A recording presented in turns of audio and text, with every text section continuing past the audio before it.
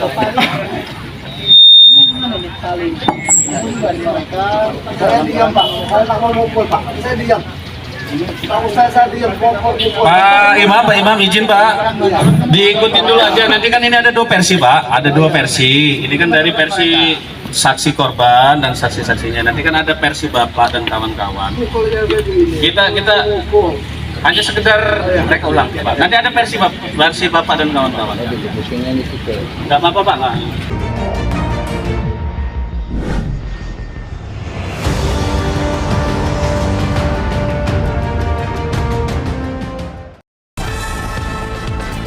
Dengan telah dilimpahkannya berkas perkara Franklin dari Polres ke Kejaksaan Negeri Kota Bumi, salah satu wartawan di Kabupaten Lampung Utara itu, yang mana dalam waktu dekat ini kemungkinan akan disidangkan atas tuduhan pelanggaran pasal 170 KUHP.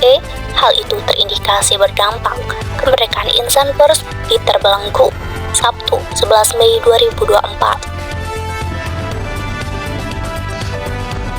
Kabar akan disidangkannya perkara itu dalam waktu dekat ini di Pengadilan Negeri Kota Bumi Lampung Utara berdasarkan dengan nomor perkara 87-PIT-B-2024-PN.KTB.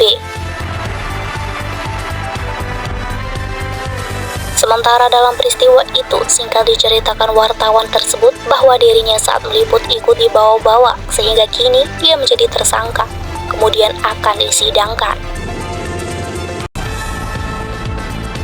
Pada tanggal 29 Agustus siang tahun 2023 lalu, kedatangan wartawan di lokasi kebun tebu di Dusun Dorowati, Desa Penagan Ratu, Kecamatan Abung Timur, Kabupaten Lampung Utara. Peran datang, kedua belah pihak antara warga adat dan security sudah beradu argumen. Agus Christian Hulu bersama dua rekan security dan dari pihak warga adat Puncak bersama 4 orang lain berada di sebuah pos perkebunan. Terdengar dari perkataan Puncak dan Agus mengenai persoalan patok tanah, kemudian jurnalis yang bersangkutan langsung mendokumentasikan mengambil gambar video sebagai bahan pemberitaan. Wartawan itu menerangkan, usai dirinya melakukan tugas dirasa cukup dengan merasa adu argumen yang terjadi sudah mereda, ia pergi meninggalkan kedua belah pihak tersebut. Sementara pada saat ia masih berada di lokasi, dirinya tidak melihat adanya kontak fisik baik dari pihak Agus Christian Hulu atau kelima masyarakat adat yang dimaksud dengan bukti video yang ia punya. Setelah itu saya pergi mengendarai motor saya sendiri. Tidak jauh dari lokasi, saya berhenti di sebuah rumah perkebunan milik masyarakat adat itu. Tidak berselang lama, kelimanya juga datang ke rumah itu yang berada di perkebunan jeruk. Kemudian saya berniat mengkonfirmasi ulang penyebab dari kedua belah pihak tersebut atas adu argumen yang terjadi sebenarnya. Namun salah satu pemuda yang diketahui bernama Ari langsung menceritakan hal lain. Ia mengatakan setelah saya, wartawan, pergi dirinya dan Agus Christian Hulu terjadi aksi saling tampar. Yang mana menurut Ari, Agus telah menampar wajahnya terlebih dahulu, kemudian ia membalas tamparan itu, ungkap Ran meragakan keterangan narasumber. Singkat kejadian itu, lanjut Ran, sudah saya tuangkan ke dalam karya jurnalistik dan saya ada videonya. Pada malam harinya informasi yang didapat, Agus Christian Hulu yang beradu argumen dengan warga adat ternyata adalah seorang angkatan laut aktif. Lantaran masyarakat adat ingin melaporkan kejadian itu ke Polsek Abung Timur, namun terungkap Agus yang mengenakan baju biasa adalah anggota militer, lalu laporan ditolak. Masih kata Peran, di malam yang sama, kemudian beredar di grup WhatsApp, pihak Agus juga melakukan visum dan melapor langsung ke Polres Lampung Utara dengan beredar rilisan hasil visum dan foto-foto. Lantaran tempat laporan yang kurang tepat, warga adat yang semula ingin melapor ke Polsek namun menunda esok harinya untuk berangkat ke Provinsi Lampung menuju Pomak guna melaporkan kejadian itu ke polisi militer. singkat dikatakan wartawan itu menanggapi laporan Agus Christian Hulu dengan membawa 2 orang saksi yang juga sebagai temannya dalam peristiwa itu. Polres Lampung Utara melalui Kasat Reskrim dan jajarannya melakukan gelar perkara kepada 5 orang warga adat.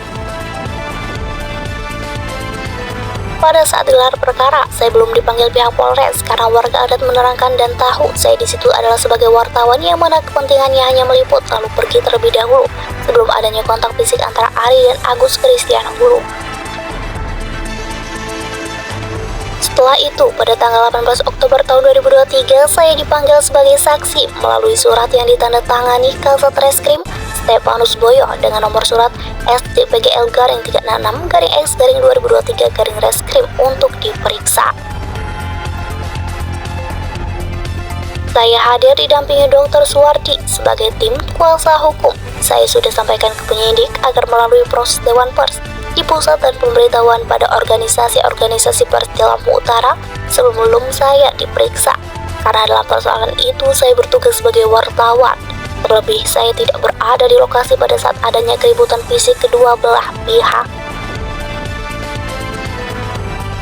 Namun saya masih tetap diperiksa yang mana langsung saya jelaskan dalam pemeriksaan itu kronologi kejadian.